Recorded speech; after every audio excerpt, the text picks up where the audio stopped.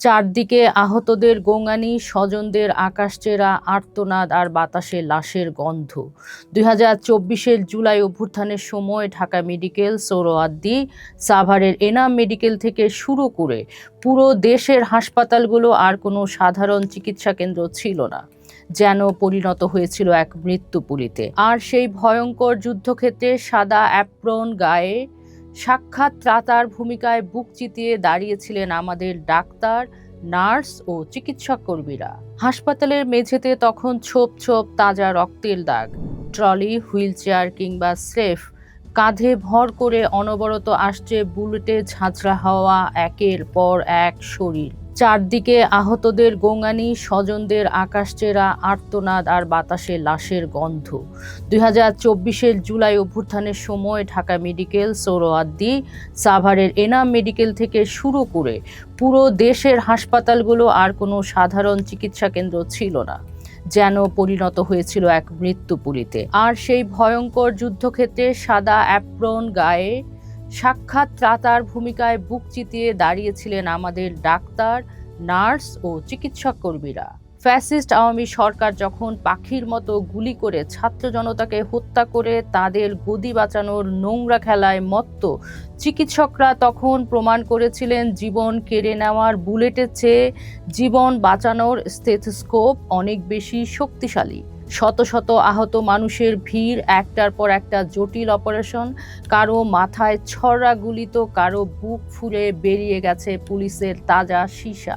এই ভয়াবহ দৃশ্যের সামনে ডাক্তার ও নার্সরা নিজেদের খাওয়া দাওয়া, ঘুম, পরিবারের চিন্তা সব ভুলে গিয়েছিলেন। টানা ৪৮ কিংবা ৭২ ঘন্টা ডিউটি করেছেন অনেকে। রক্ত মাখা হাতে একের পর এক অস্ত্রোপচার করে গেছেন অবিরাম। এক মুহূর্তের জন্য তারা হাল ছাড়েননি। হাসপাতালে যখন রক্তাক্ত তরুণদের চিকিৎসা চলছে, তখন ফ্যাসিস্টের দোসর পুলিশ আর গোয়েন্দারা অস্ত্র হাতে রীতিমতো ওয়ার্ডে ওয়ার্ডে ঢুকে পড়ে।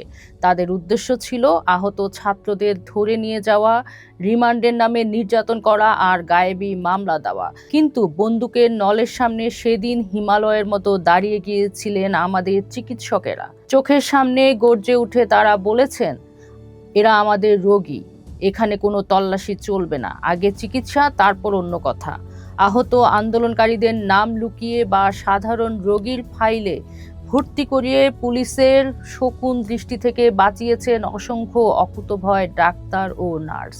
কেবল অপারেশন থিয়েটার নয়, রাস্তায় নেমেও তারা গর্জে উঠেছিলেন। হাসপাতালের বাইরে পুলিশ কাঁদানো গ্যাস ছুঁড়েছে, টিয়ার সেলের ধোঁয়ায় ইমার্জেন্সি ওয়ার্ডে টেকা যাচ্ছে না, তারপরও কাজ থামাননি তারা।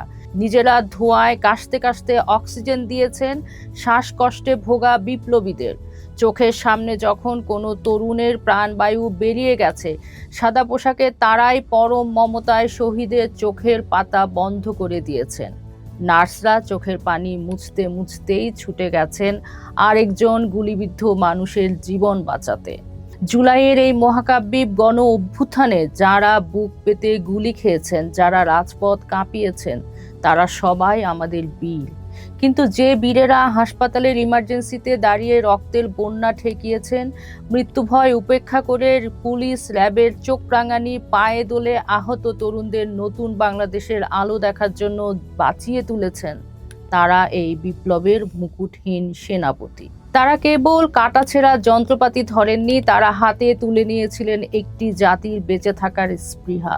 নতুন বাংলাদেশে যখনই সাহসের গল্প লেখা হবে, প্রথম সারিতেই জ্বলজ্বল করবে জুলাইয়ের এই নির্ভীক চিকিৎসক আর নার্সদের নাম।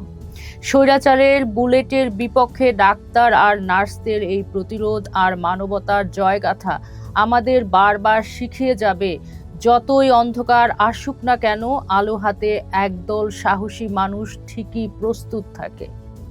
সময়ের অন্য পাঠ দেখুন। থাকুন ঢাকা পেপারসের সাথে।